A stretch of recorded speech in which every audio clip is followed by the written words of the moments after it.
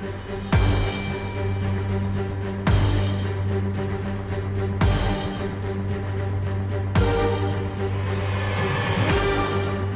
telah meningkatkan anggaran untuk meningkatkan kesejahteraan guru ASN yang berstatus PNS dan P3K serta guru-guru non-ASN.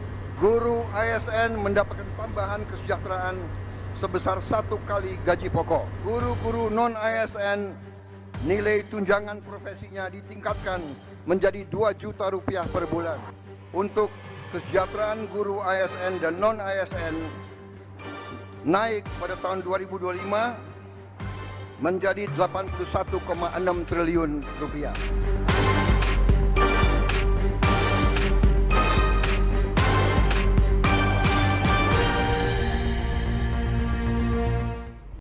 Pemirsa, 28 November 2024 kemarin, Presiden Prabowo Subianto memberikan kado spesial dalam peringatan perayaan Hari Guru Nasional dengan menaikkan gaji untuk para guru ASN maupun non-ASN. Kebijakan ini tentu memberikan angin segar bagi mereka para guru tenaga pendidik, khususnya di wilayah sulit. Namun pemirsa, apakah dengan kebijakan ini para guru honorer akan benar-benar sejahtera? Kita akan membahasnya selama 1 jam ke depan bersama saya Aci Yulfa.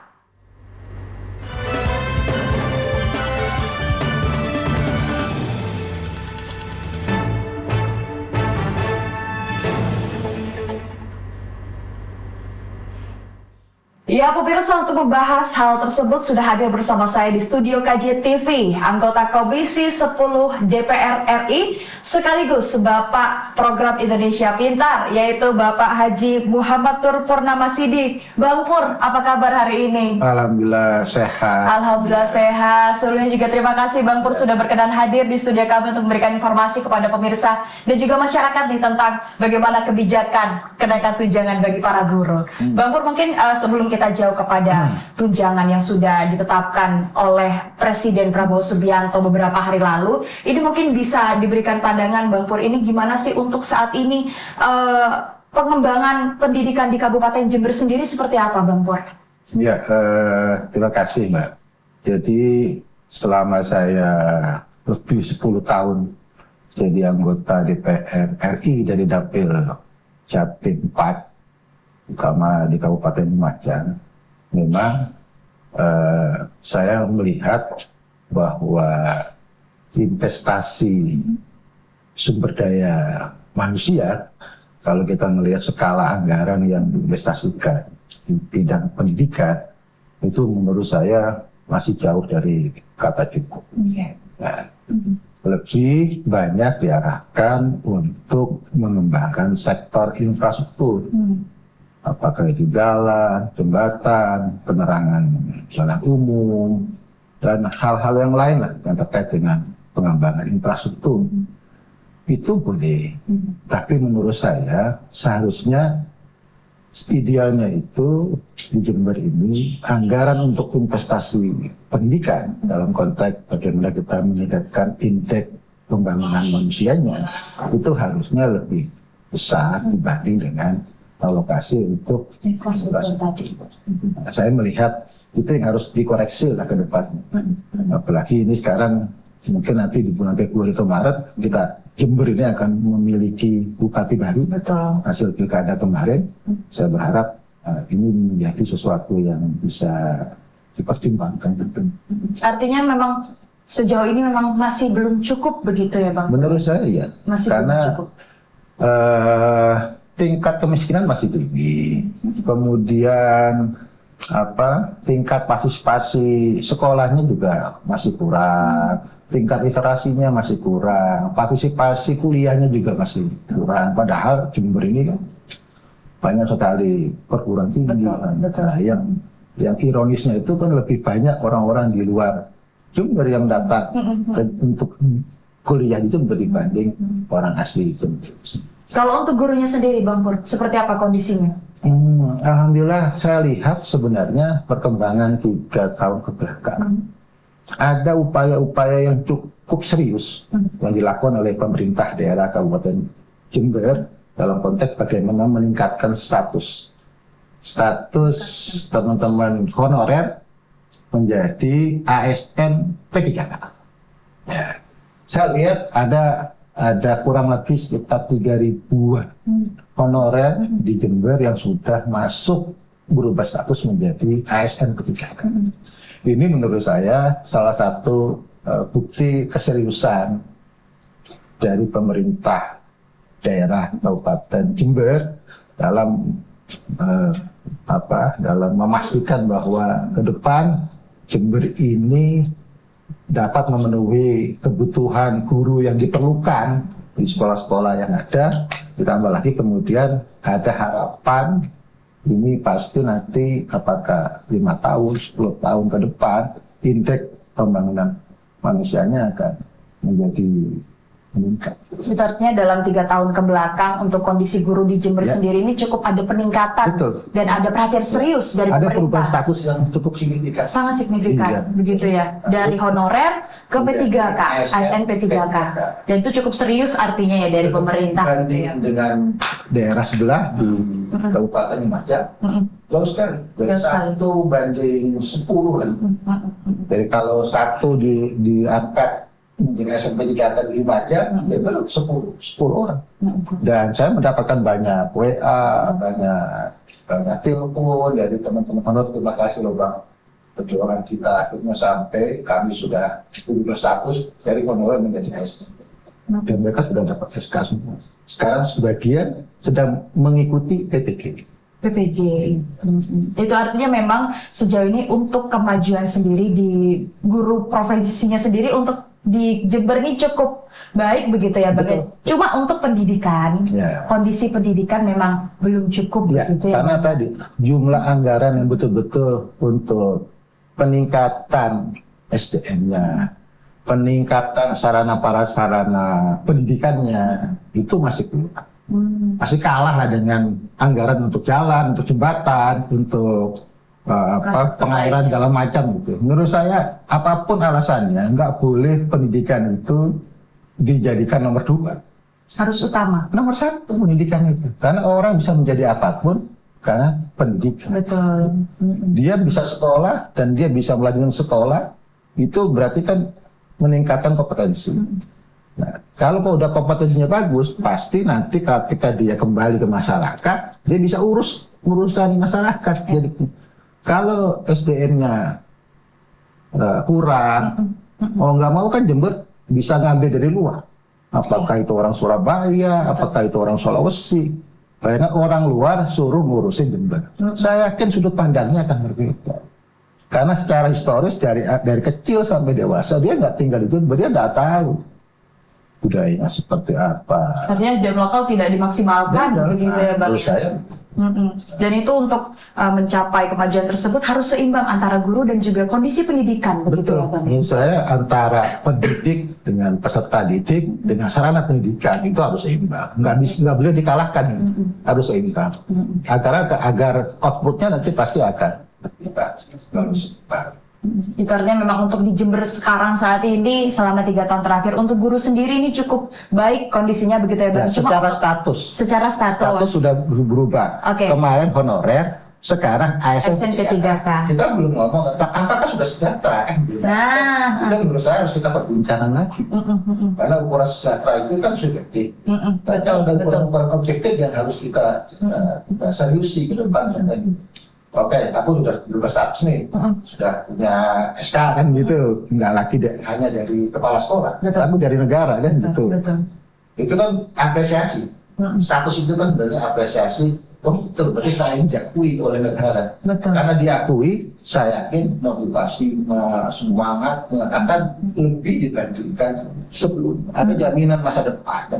Nah, cuma masalahnya tadi itu, apakah statusnya sudah dari honorer ke ASN P3K, kemudian setelah punya status, apakah saya bisa mencapai kesejahteraan saya?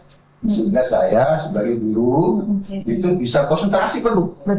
Melakukan proses belajar mengajar di kelas-kelas. Nah itu yang harus kita kasih ke depan. Ini menarik Bang, ini kalau kita tarik juga dengan kondisi makro secara nasional ini kan juga Presiden Prabowo Subianto juga memberikan kebijakan untuk menaikkan gaji ataupun tunjangan untuk bagi para guru guna mensejahterakan. Betul. Nah, ini gimana pandangan Bang Pur sendiri sebagai wakil rakyat ini, Bang? Bagi saya ini sesuatu yang luar biasa lah bagi saya. Apa yang disampaikan Pak Presiden, Pak Prabowo di Hari Guru Nasional Betul. tahun 2004 kemarin ini sesuatu yang luar biasa, yang itu membuat teman-teman guru, apakah yang sudah masuk status SMK atau yang masih honorer, itu ada keberpihakan dari pemerintahan yang baru. Karena itu menurut saya kementerian teknisnya, Kemendikbudristek, kemudian Pan-RB, Kemendagri, harus juga menerjemahkan apa yang diinginkan oleh Presiden Prabowo menyangkut penambahan nilai tunjangan atau gaji yang akan diberikan kepada para guru.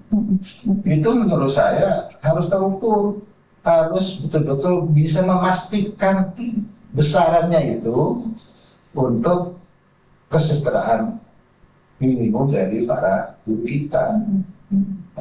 Jadi jangan mempermalukan Presiden. Para menteri ini nggak boleh mempermalukan Presiden.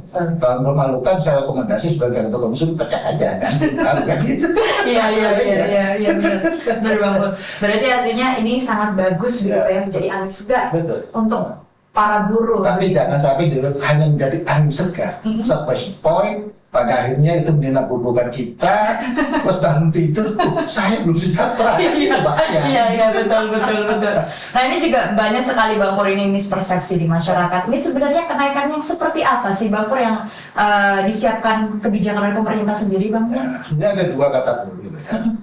Satu kategori yang memang mereka sudah ASN. Sudah ASN, yang pertama sudah ASN. yang PNS dan ASN yang P3K dengan yang masih honorer. Oke. Nah, kalau yang sudah ASN yang kita sebut dengan PNS itu kemudian dia dapat tambahan 1 kali gaji. Oke, baik. Nah, kalau sekarang 2 juta berarti nanti dia akan dapat 4 juta. Oke. Yang kedua itu yang disebut dengan guru-guru yang ASN P3K yang sudah sertifikasi. Ya. Oke. Selama ini kan mereka dapatnya 1.500.000. Oke. Nah, kemudian ini ditambah 500 rupiah. Betul. Jadi dia dapatnya tidak lagi 1.500.000, tapi menjadi 2 juta. Artinya bukan menambah 2 juta, tapi menjadi 2 juta. Iya. Begitu ya Bang Pur ya? Menjadi 2 juta rupiah. Betul. Oke, baik. Nah, terus yang masih honorer, yang belum dapat SMK segala macam, ini lagi dirumuskan sebetulnya. Apakah bentuknya uang? Apa bentuknya barang? Ini belum putus. Tapi kemudian yang saya simak dari pernyataannya Menteri Dikdasmen, Prof. Mufti, menyampaikan bahwa nanti mungkin seperti bantuan sosial. Jadi berarti anggarannya, mata anggarannya nanti di bansos sosial. Ini untuk guru honorer? Iya. Untuk guru honorer. Yang sudah tersertifikasi atau belum? Yang belum. Oke, baik. Jadi itu dia akan dapat bantuan sosial. Itu artinya, oke, baik. Itu artinya ya, ada perhatian. Dari selama ini tidak ada perhatian, sekarang menjadi ada perhatian dari pemerintah. Artinya ada upaya untuk meningkatkan kesejahteraan. Meningkatnya berapa? 5%, 10%, 30%, 50%, 100%. Ini kan kita juga harus kita perbincangkan juga. Jadi itulah bagian dari cara kami di Komisi 10 untuk mengawal. Jangan sampai kemudian Presiden sudah menyatakan saya bertanggung jawab, saya berkomitmen terhadap peningkatan kesejahteraan guru, tapi tidak dilaksanakan secara teknis oleh Kementerian Teknis. Tidak disiapkan anggaran. Nah, ini bahaya menurut saya. Jangan lagi guru kita yang di PHP. Kenapa? Karena kita 2045 mencanangkan Indonesia Emas. Betul. Indonesia Emas itu salah satunya adalah orang Indonesia pintar-pintar, punya profesi yang lebih bagus dan itu punya punya nilai komparatif yang baik di minimal di negara Asia belum kita bicara di Eropa maupun yang lain. Itu artinya untuk ini supaya tidak mispersepsi juga di kalangan masyarakat dan para guru begitu ya. Ini untuk para guru ASN yang sudah bersertifikasi ini mendapatkan tunjangan tambahan 500.000 yang awalnya 1,5 juta menjadi 2 juta, bukan ditambah 2 juta begitu ya Bang Pur ya. Dan itu untuk honorer, iya itu memang perlu diluruskan kepada masyarakat dan para guru begitu ya Bang Pur ya. Dan untuk honorer sendiri yang masih belum sertifikasi ini masih proses begitu ya Bang Pur ya, entah itu berupa barang ataupun dari uang cash begitu ya Bang Pur ya. Karena kan honorer ini ada yang sudah masuk Dapodi, ada yang belum. Yang sudah masuk Dapodi selama ini kan dibayarkan melalui dana BOS. Ya. Nah, yang belum masuk Dapodi nggak bisa dibayarkan dengan dana BOS. Dia hasil ya iuran seperti apa? Saya beberapa kali tanya ke sekolahan, itu ya sudah Pak. Sekolah sama guru kita dana kita kasih lah. Berapa kata? Ya kita paling maksimal Pak. Paling maksimal itu 400.000. Rata-rata 250.000 per bulan. Nah itu yang menurut saya lokusnya sekarang ya memang harus kita pikirkan. Ada 3 jenjang, ada yang ASN, ada PNS, ada yang ASN BUMK, ada yang masih. Berarti itu artinya kalau kita tarik yang sertifikasi begitu ya Bang ya. Yang sertifikasinya emang mendapatkan tunjangan secara pasti begitu ya. Nah, untuk mencapai ke sana ini seperti apa Bang? Guru honorer di Kabupaten Jember sendiri ini untuk sertifikasinya kondisinya seperti apa Bang? Ya, problemnya kan sebenarnya yang sertifikasi itu mereka harus memiliki syarat sudah dilipat atau satu, betul. Itu syarat mutlak ya untuk memiliki sertifikasi. Kemarin sudah kita putuskan dan sudah disepakati antara Komisi 10 dengan Kemendikdasmen melalui Dirjen Guru. Ini teman-teman guru honorer yang ingin ada persamaan ke D4 atau S1, kita siapkan program beasiswa. Ada beasiswa? Ada beasiswa bagi guru-guru yang melanjutkan, yang nggak punya kemampuan untuk pembiayaan. Nah, itu ada namanya program beasiswa untuk penyetaraan agar kemudian dia bisa masuk ke D4 atau S1 di beberapa LPTK yang ada, beberapa perguruan tinggi yang memang punya program studi di pendidikan ya. Nah, itu nanti 2025 mungkin akan kita rilis berapa besaran beasiswa yang akan diberikan kepada para guru yang ingin menyamakan status D4 atau S1. Jadi syarat mutlak. Termasuk dengan beberapa perguruan tinggi mana yang memang kita samakan. Artinya baru tahun depan gitu ya Bang ya? Ini akan memang anggarannya tahun 2025. 2024 kita belum dianggarkan, baru 2025. Saya lupa besaran jumlah total untuk berapa guru honorer itu saya lupa, tapi nanti mungkin ke depan saya bisa tentang datanya karena memang kemarin kita baru menyepakati programnya, tapi secara nilainya, secara besaran jumlah yang bisa ikut itu belum. Masih belum. Artinya yang pertama ini kebijakan dari pemerintah sendiri ada beasiswa khusus begitu ya, untuk para guru supaya bisa menyamakan tadi D4 atau S1 begitu ya Bang ya. Kalau yang ada KIP buat teman-teman yang baru kuliah, nah ini juga ada semacam bantuan kuliah juga untuk para guru.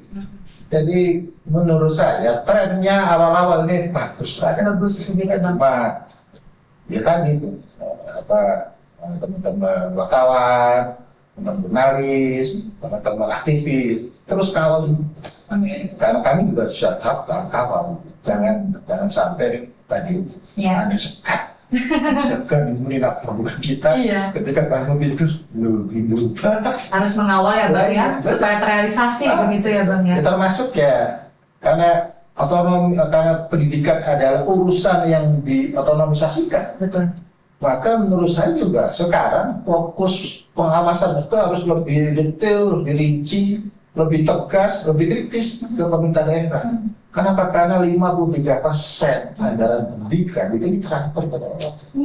Pusat itu kekurangannya cuma 47%, 53% atau ekivalen dengan 376 triliun setiap tahun itu ditransfer ke daerah. Masuk ke rekening daerah, dirapatkan dengan Pemda sama DPRD, jadilah APBD. Termasuk juga ada dak non fisik. Itu juga transfer ke daerah langsung. Ada 53% dari total anggaran pendidikan 760 triliun itu separuh lebihnya dikelola. Jadi sesungguhnya sekarang anggaran peningkatan kompensasi guru, bayaran guru segala macam itu sudah ditransfer oleh pemerintah ke daerah.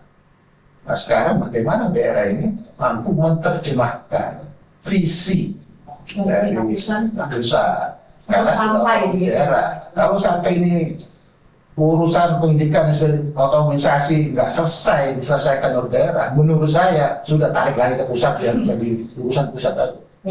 Memang dasar pendirian negara kita ini adalah mencerdaskan kehidupan. Itu juga bukan yang lain itu mencerdaskan kehidupan bangsa dan bla yang lain. Artinya apa? Ada klaim politik, klaim historis perjuangan bangsa Indonesia untuk bisa menariknya menjadi urusan pusat. Baik, artinya tadi jika kita tarik lagi ke sertifikasi guru, Bang, ini kan juga banyak sekali cerita-cerita dan pengalaman dari para kawan-kawan rekan-rekan guru kami, begitu ya, Bang ya. Untuk proses sertifikasi ini cukup panjang, cukup panjang dan ada beberapa oknum yang terkesan menyulitkan untuk sampai ke situ. Ini bagaimana Bang Pur hadir sebagai wakil rakyat sekaligus Bapak PIP begitu ya? Tapi jangan dijawab dulu, kita akan kembali setelah yang berikut ini.